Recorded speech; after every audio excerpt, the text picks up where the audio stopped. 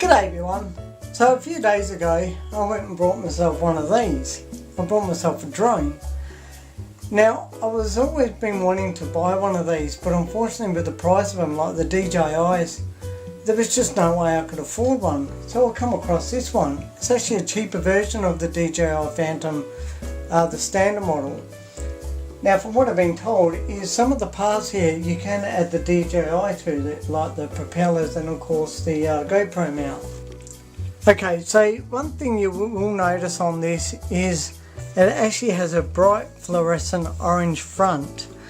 Now this is basically for people like me who are amateurs who tend to want to fly it up high and get a little bit disorientated which is front and which is the back.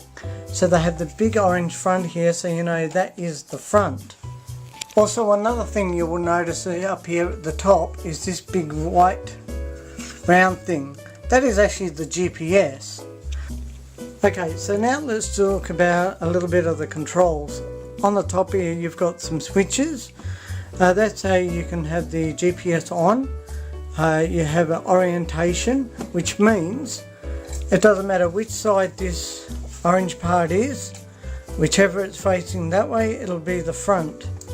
So you flick on the orientation and it'll always be, that's the front, that's the back, that's left and that's right. Doesn't matter which side this is on. As long as you're standing behind it, that'll always be your front and that'll always be the back, and left and right as I've just said.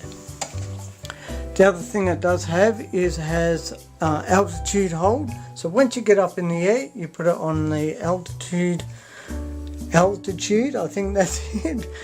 You flick that switch and it'll stay at the height that you want to have it at, so you can do some videos and stuff. The other thing it has, which I quite like, is the return home feature. If you got it way too high or whatever, or it's running low on battery power, you click it down to the return home and it'll come back to you and it'll land from where you started. Now this is the actual battery for it. It is a little LiPo battery.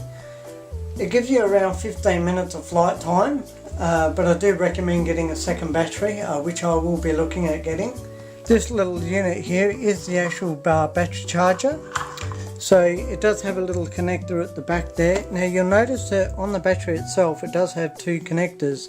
This one here actually plugs into the back of that, so that'll plug in there for the unit, and this little plug here will plug into there to actually charge the battery. The other thing I do like about this is that the battery actually is tucked right in. So of course it's not plugged in at the moment, but you can actually close the whole unit up and the battery is rightly enclosed into the unit. Now of course I can't do a video like this with the drone without showing you some sort of flight I've done using this unit with my GoPro attached to the bottom of it. So of course at the end of this video I will be doing a little short video of me getting this thing up in the air. Now please bear in mind this is my first time of flying it.